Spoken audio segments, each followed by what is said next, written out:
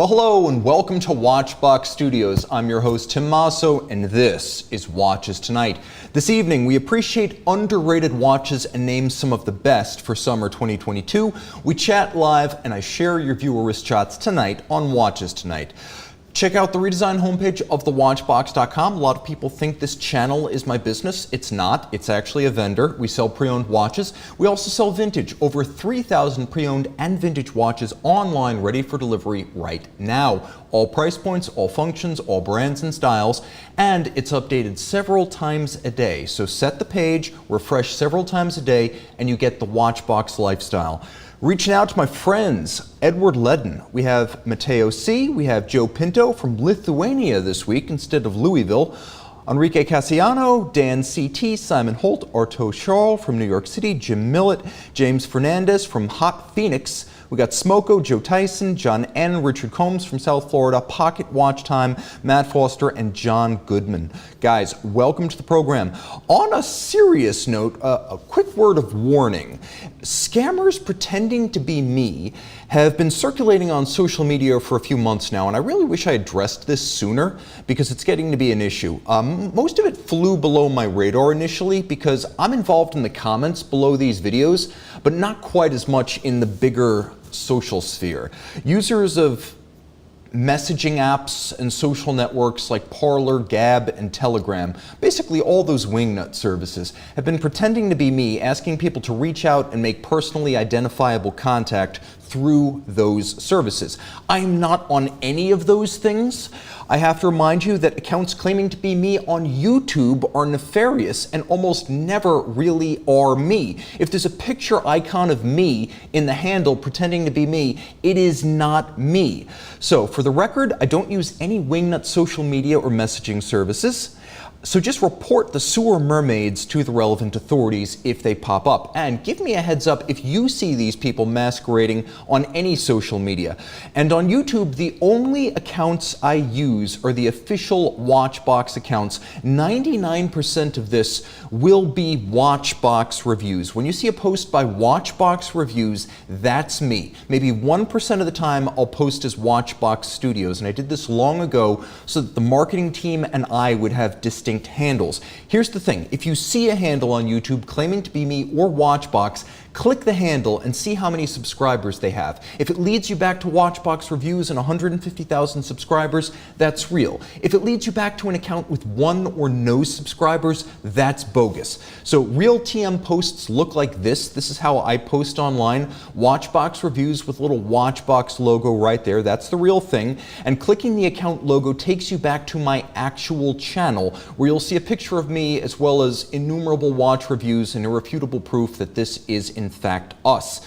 So just remember, in most cases, the scammer's channel is blank with no subscribers, and I will never reach out to you asking for a direct message on any other service, including Instagram, where I do have an account. Okay, viewer wrist shots number 1. I asked, you answered. We're starting with Saad A. And 2 friends enjoying a festival of color with 3 JLC Reversos near Watchbox in Riyadh. That is a fact. We are now in Riyadh. Daniel A. is in Zurich with his Watchbox bought HYT H4 Neo Fluidic Time Watch. Looking good. Glad to see HYT back up on its feet and out in the world. Tolga shares his Watchbox bought Rolex Datejust with a special thanks to Max C at Watchbox. We appreciate that call out. Jonathan O drives by 3-pedal BMW M3 with his Panerai Luminor Marina PAM 00005. And Henry F. prepares to hit the road in his 1963 Porsche 356B Super Coupe, note, right-hand drive, with Wachmann triple calendar chronograph. Looking good, guys. Keep them coming. Send your wrist shots to mondaymailbag@thewatchbox.com. All right, let's see what's going on. We've got Dr. Stu joining in, an old friend.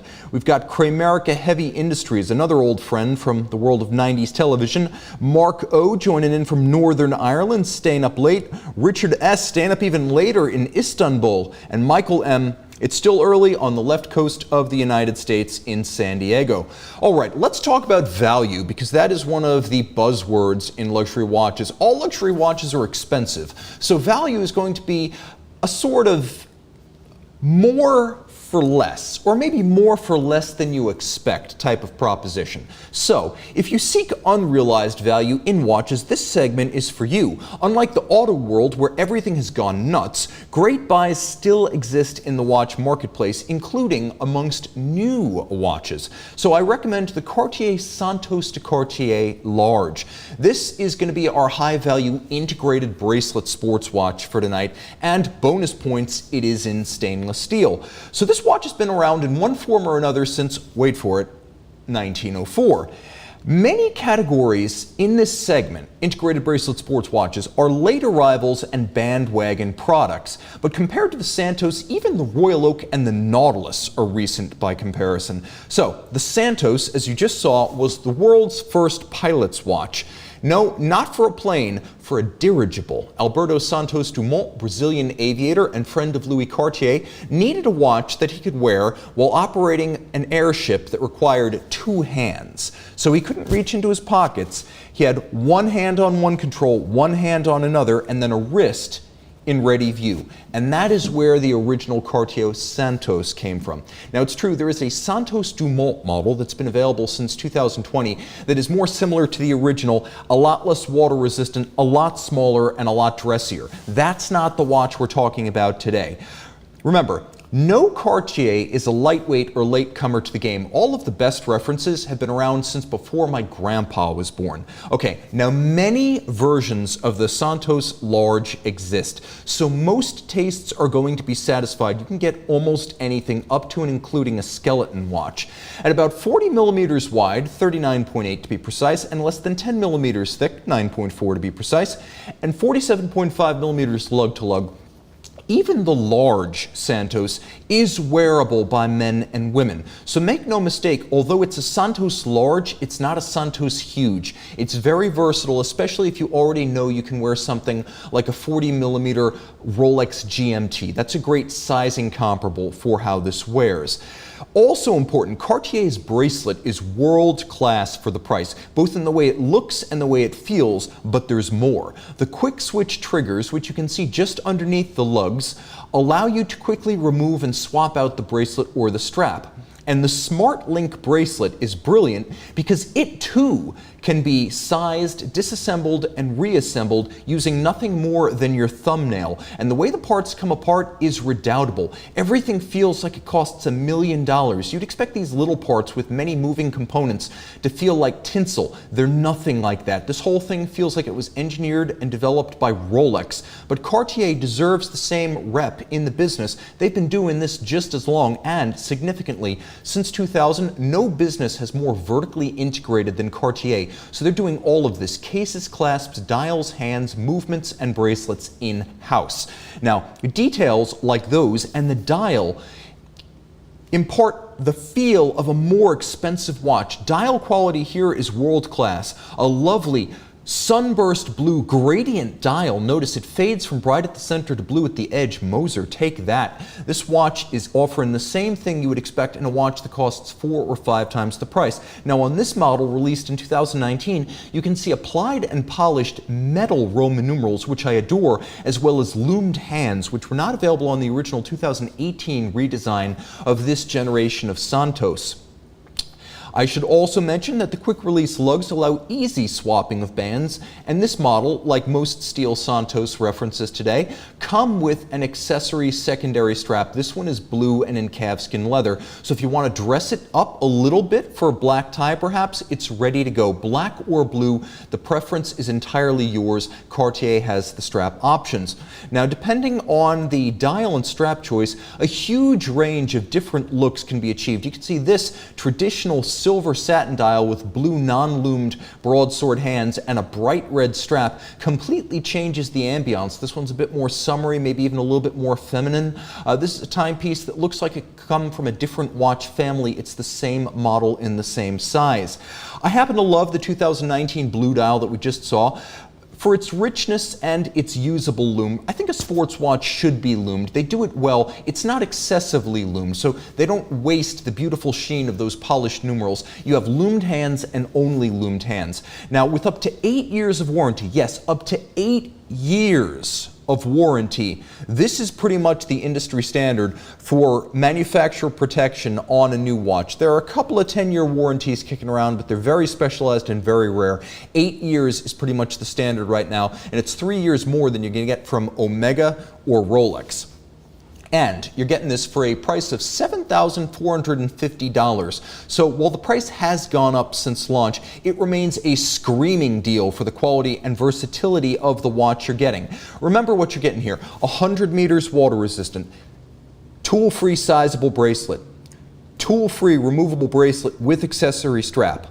It's not only 100 meters, it is highly anti-magnetic, which gives it a level of versatility you don't expect in a watch like this. It is loomed, it is steel, it is durable, it is unisex and unexpectedly so, and it has a simple but manufacturer automatic movement with hacking and a quick set date. So it's not like they just cased up some Sellita or Soprod or ETA movement here.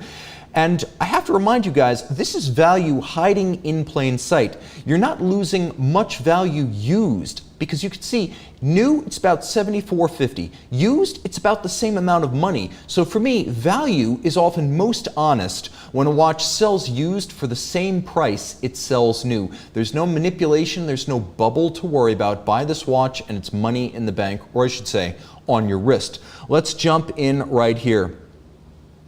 Now we have Stuart M asking, can you call it an integrated bracelet if the bracelet comes off? Well, the bracelet comes off a lot of watches like the Royal Oak, but it comes off with great difficulty and specialized tools. The Royal Oak bracelet is held on by bars and screws. This one you can actually swap out yourself without having to call a watchmaker or risk your talents against the finish using some sort of a jeweler's screwdriver. We got Sean Hansen joining in. We got Tariq C saying, got a Santos myself, and the white dial in medium works great for my wrist. I found the Santos models fit me like a Panerai. Thomas Burnett, love the Santos. Soma R is joining in. Hello, Soma, good to see you there. We got Amar saying, for Cartier doubters, my Santos 100 bought in 2005 is still running within 1 second a day.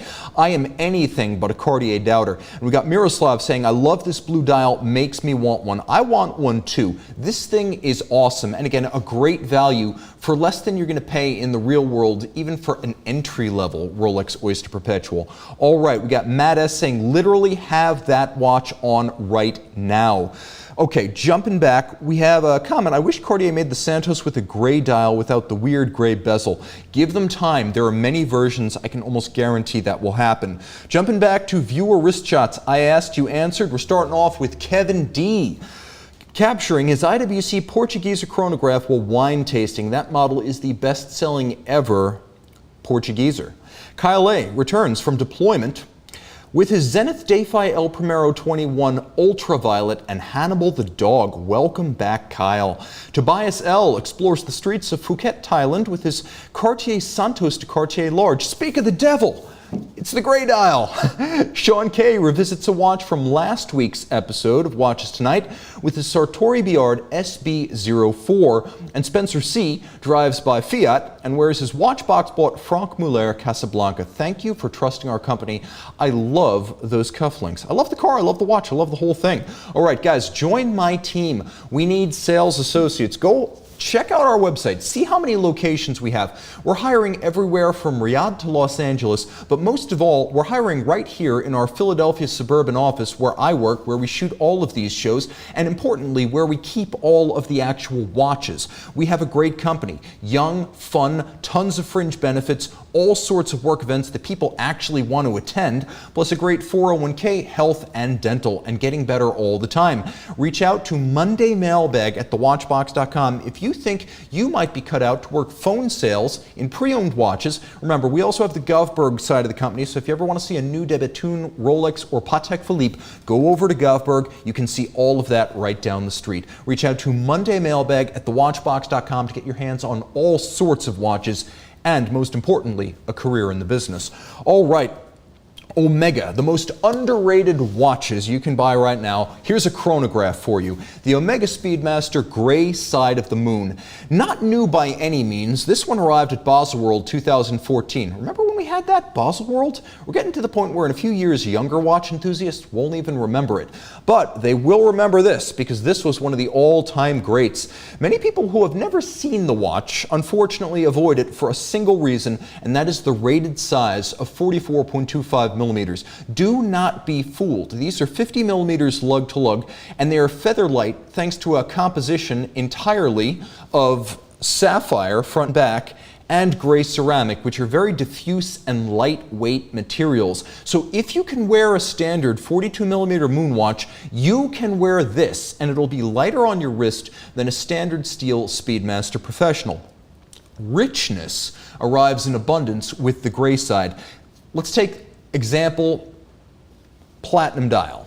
Platinum dial is something you get on very high-end watches, something like a Rolex Yachtmaster. But here, you get it on a watch that is considered mass-produced and quite affordable, new and pre-owned. The dial is also satin-grained, giving it a lovely and lush, pebbly texture. There's a lot going on here, and it's not platinum-plated. It is a solid medallion of platinum. Moreover, finish on the ceramic case is identical to what Omega uses on steel, so you have both polish and satin. The hands and the indices on this watch are white gold because this is a flagship piece. A fully loomed tachymeter and crown set it apart from the Daytonas and even Omega's own Dark Side of the Moon, which generally does not have a loomed tachymeter or crown insert. Caliber 9300 here, automatic winding, 60-hour, vertical clutch, column wheel, chronometer. Remains exotic hardware thanks to the George Daniels escapement, the coaxial, and this movement retains an ability to survive horrific amounts of shock and magnetism, which is kind of unique in the generally boutique brand dominated world of alternative escapements. They tend to be very fragile. This one is unusual in that it's an alternative escapement tech that you can absolutely beat, and it will continue to run well. These routinely run to about 1 second per day on the high side when properly serviced, and I've seen many of these 8500 and 9300 series watches run plus 0.5 seconds per day. They are really good, and the coaxial works as promised. And then there's the ultimate luxury, no refinishing ceramic. Can we go full screen on this one? This is a big deal. Ceramic is a material that is rock hard, almost as hard as a sapphire. People often say, oh, it'll shatter or it'll chip. It rarely does. It only chips or shatters if you're that kind of, I don't know, walking disaster area who routinely shatters the sapphire crystals on his watches. We don't see a lot of those, and I've never seen a gray side or dark side chipped or fractured. And because they're either broken or not broken, you don't get a condition where there are a lot of scratches and scuffs and dents. For the most part, they don't age at all. The worst part of buying a used watch is not knowing whether it's been polished, or even worse, knowing that it has been polished. And the worst part of owning a brand new watch is that its immaculate factory finish is going to degrade before your eyes. You don't have that problem with this watch. It is getting to the point that polished watch cases are the wristwatch equivalent to a car with non-factory paint. To a collector of either, the result is toxic, which is why I love ceramic. Now, a retail price of $12,000 means the Omega Gray Side costs big boy money, but the quality is equal to the ask. We're now thousands of dollars below the price of just a steel Daytona, and I think what you're getting is superior. When I say the quality is equal to the ask, I also mean the pre-owned ask. And make no mistake, there isn't a waiting list for this watch, and there hasn't been for at least 7 years, so plenty of pre-owned inventory can be purchased below list price. These have a 5-year warranty new, so if you buy one 2 or 3 years old, it's still factory protected. And remember, none of these have been refinished, so you'll have fewer questions to ask and less reasons to worry about buying used. Let's jump into the chat box and see what you guys are saying. All right. Jason P. saying dark side of the moon Apollo 8 does have a loomed tack. That's true. Most dark sides don't, but the newer Apollo 8 it does. Right here, Mark S. asks, Tim, are y'all unionized? We're not, but that's always subject to change. What else is going on here? Pocket watch time. If I worked for Watchbox, my wife would kill me. Then I'd talk about watches all the time. Well, come here and work with people who talk about watches all the time. You don't have to bring your work home with you, even if you want to. That's one of the great benefits of working here. Thomas Burnett saying the gray side looks awesome. Congratulations to Neo for picking one up. Congratulations, Neo. And then right here, Philly watch fan, love the gray side of the moon. And then right here, Eric Nielsen saying, Tim, like the park ranger and dog trainer, I would go work for you in a minute if I kept my current pay. You can make a hell of a lot of money. Those associates sometimes make more than I do. So yeah, it's commission based, but at the same time, this is a growth industry. What else is going on right here? We've got EW Estra 1 joining from Norway. My first time joining live. Welcome. I appreciate you staying up late. And then we've got Quarters Eye. Hi, Tim. Hello, everyone. Hello, Quarters Eye, and welcome aboard. All right, viewer wrist shots number 3. Your watch is on my box. Michael A. impresses with the Chrono Tokyo Shiro chronograph and Seiko Olympic commemorative clock loading up on timepieces there. Bugra from the UK chose wisely with the underrated Glasuta Original 70s chronograph panorama date. Matthew vacations on Cape Cod with a Zinn U212 German dive watch. Looking good. I'm still a Zinn fan. Jacob O shares a variety of fascinating objects alongside his Omega Seamaster Aquaterra. And Lloyd K works in the United States for Subaru, and here he is with his Doxa sub at a product showcase track day, a high-performance driving experience with new performance cars launched by Subaru. Very cool, guys. Send your wrist shots to mondaymailbag@thewatchbox.com to see your analog on my digital. All right, the most underrated watches you can buy, dive watches. This is the meat of the market. If I have to guess what the average luxury watch buyer is looking for, I would guess some sort of a dive watch. Blame it on Rolex, but expands it way beyond the Rolex catalog. It may be that the Rolex Sub became the standard office watch back in the halcyon days of the 1980s, but today just about any dive watch is welcome anywhere.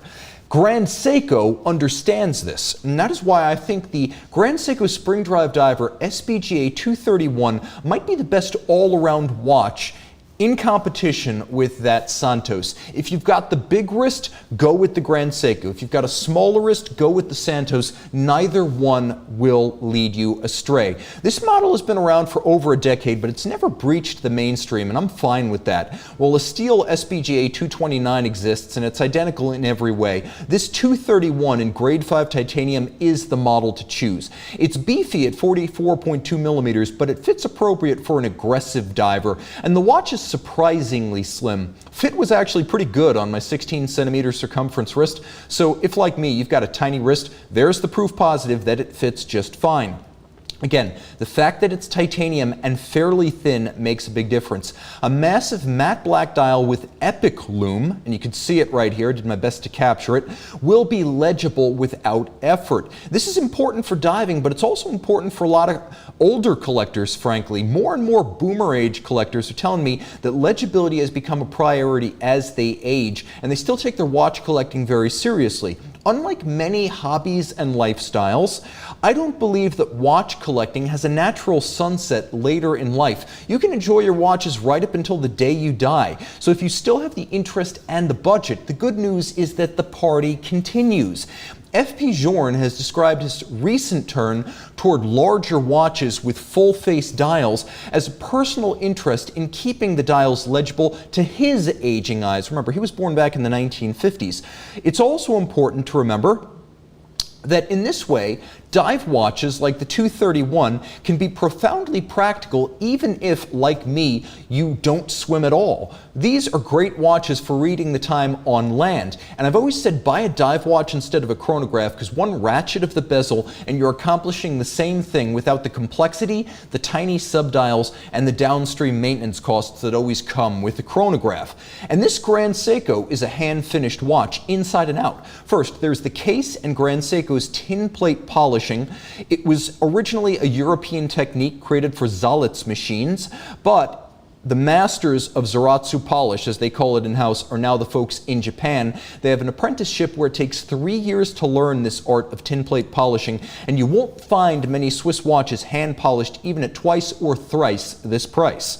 Plus, the dial furniture and the hands are world-class and specifically designed to fight glare on this hardcore utility watch. Look at those little indices. Look at the hands themselves. They're brushed satin to reduce the glare. Not just the dial, which is matte, but the hands and the indices themselves.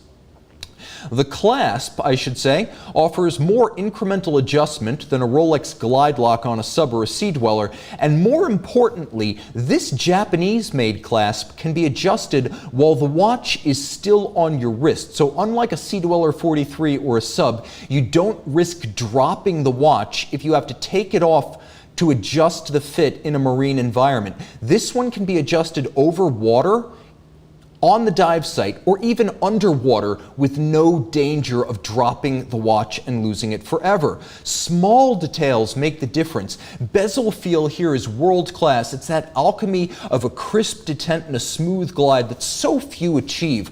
Really, it's Grand Seiko, it's Rolex, and perhaps unexpectedly, it's Cartier with the Calibre Diver that have the best all-around bezel feel in the business for that mix of refinement and sharpness. The bezel just feels expensive. There's also a accessory silicone strap that comes with the watch. So if you do want to put it on a strap, I always prefer to wear my watches on a strap. You do get that strap with the watch. Plus, precision is plus or minus 15 seconds a month because remember, we're talking about spring drive. With a chronometer, mechanical, COSC, it's -4 plus 6 seconds per day. This is 15 seconds a month.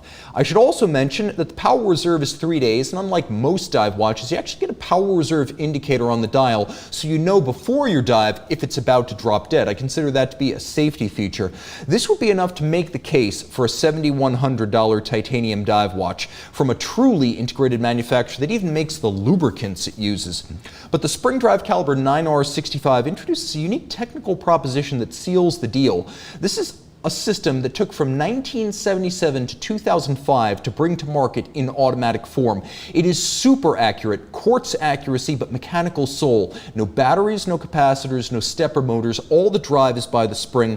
The mechanical drivetrain is entirely mechanical from the mainspring to the hands. You've got a unidirectional governing wheel that creates an induced electrical current to wake up the quartz oscillator, which then uses an electromagnetic braking force to govern the rate of the unidirectional governing wheel, which is attached to the drivetrain that propels the hands. It is truly formidable, and with the exception of one oddball Piaget made 6 years ago, this is an exclusive Seiko and Grand Seiko technology.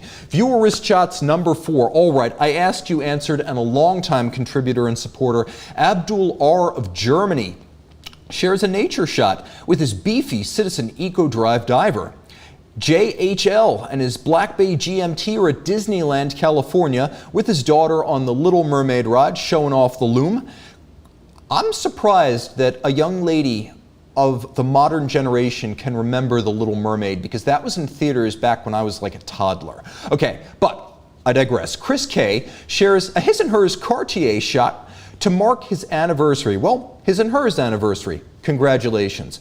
Jeffrey M. shares a wrist shot from his wife Melissa at the Iso Reservoir in Chile. That is one of the coolest shots I've ever received, and I think that wins the Pure Photography Award today. Jens E. of Berlin travels Germany with his Breitling Super Ocean 44 and Yamaha XSR 700. Guys, send your wrist shots to Monday Mailbag at thewatchbox.com. All right, the most underrated watches you can buy, dress watch. Okay, here's the part where you're either going to get really, really excited or you're going to stop watching entirely. Dress watches aren't the mainstream of the luxury watch market anymore, and it's been a long time since they were, probably since the 90s. I'm also doubling down on the niche appeal by talking about an independent brand that's not Journe, Dufour, Regepi, Voutilanen, or Grunefeld. Stay with me though, because the Moritz Grossmann back page is worth knowing. Can we go full screen with that? Because this watch deserves it. This is the back page blue, a 13-piece platinum limited edition. Get a good look at that because all the action is on the dial side. Okay, remember that because everyone loves a Lange und Söhne, but there are 2 limitations that apply individually or together when discussing Lange. First, high production numbers. and movements that are more interesting than Lange dials. You cannot wear the watches upside down. With Moritz Grossmann, lower production numbers, about an order of magnitude compared to Lange's roughly 5,500, they allow more time to be spent on thoughtful details. Let's stay with this image. Look for these details. Engraved, hand-engraved bridges and plates. All the characters, the numerals, the figures, they are engraved by hand. Look at the screws. They're browned, not blued. It takes more skill to brown or violet hue a screw than it does to just fire it to all Armageddon, because quite honestly, if you cook a screw to no end, it turns blue. If you fire it like the infernal reaches, it will turn blue. To get it this color takes skill and timing. I'll also say this, much broader stripes. You can see how broad those waves are, and there's a real gradient in color from one side to the other. Light to dark, regularly spaced with a beautiful broad gradient that makes them look truly luminous, shimmering, and ethereal. Finally, clear sapphires, because synthetic rubies look so dated, and this is a forward-looking watch. So there's more to Moritz Grossmann detailing than you'll find on a Lange caliber, but there's also more fun on the dial side of the back page model, which we're talking about today. Here you get all of the usual German watch fan service, including an engraved balance bridge, a triple solarized ratchet wheel, a SICK micro index for the regulator. Look at that screw-based system for the index.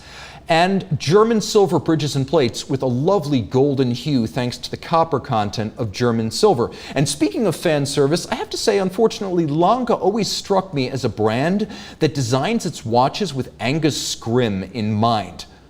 A little bit older, a little bit more conservative, death balls notwithstanding. So impressive, but Lange's also a little bit frumpy and conservative, and that's how just about all of the watches come across. Moritz Grossmann, being a younger brand and a lower volume brand, is more adventurous than that, and last year it made the back page even more ambitious with the back page blue limited edition, which features a very cool blue nano coat across the entire movement, and here the hands have been black polished rather than fired. You could see that ratchet wheel, enormous, triple solarized, and gorgeous.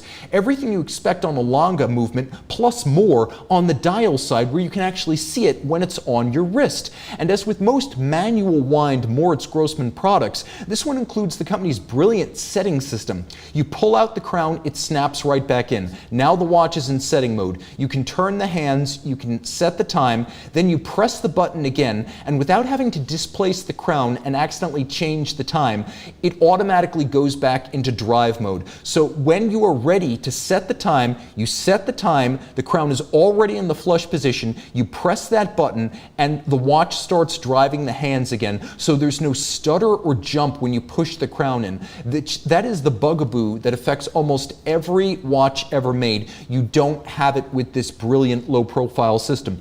At 41 millimeters in platinum or rose gold, all versions of the back page are large, but purposeful dress watches, and they're only about 11 millimeters thick, so they're slim enough for a cuff.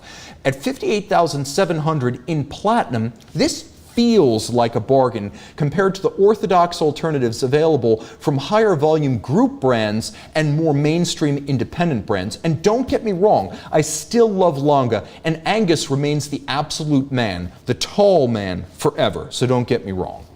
Okay, in the box, we got a lot of friends joining in. Dr. Stu, I think the Seamaster 300 Heritage is pretty underappreciated as well. Let's see what else is going on in the box right here. Steve R. Hey, Tim, what do you think about the future of Lange und Heine?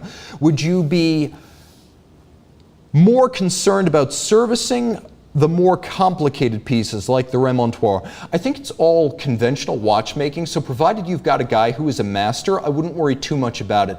It's when companies get highly proprietary with parts, or they start using LIGA and DRIE to create parts, that you have to worry about parts and expertise down the line. I wouldn't worry about something like a Lange und Heine any more than I would worry about something like an FP Journe. They're designed for the long haul. They're designed to outlive the founders of the brand. What else is going on? Sean, Christopher H, Tim, most things are cyclical. Do you think this applies to the popularity of dress watches? It would probably have to apply to dressing up in society in general. Look, when I look at pictures of old people, like really old people, I go to AAA, I see a picture from the 1920s, and these two people are having their tire changed, and they look like they're both heading to the opera, even though they're just out about in midday. And the guy changing the tire is dressed like a soldier. And I'm just thinking, in Philadelphia, they must have been miserably hot. People overdressed in the past. I can basically come to work in pajamas. So no, I don't think we're ever going to get to the point where people dress up more or dress more heavily. I do think that in the future dress watches can make a comeback, but they need to be two things. One, they need to be just as usable as sports watches, and two, they probably need a lot more water resistance across the board to make that happen. I don't think they will ever be the mainstream and displace sports watches, but I think by making dress watches sportier, you can bring them back into the frame. All right, guys, remember, reach out to me, mondaymailbag@thewatchbox.com to see your pieces on my pixels. Comment in the description below if you like this episode, and let me know what you'd like to see in future episodes. Thanks to Sean, the man behind the switcher who makes the magic happen. Time out, Tim out, and thank you for logging on.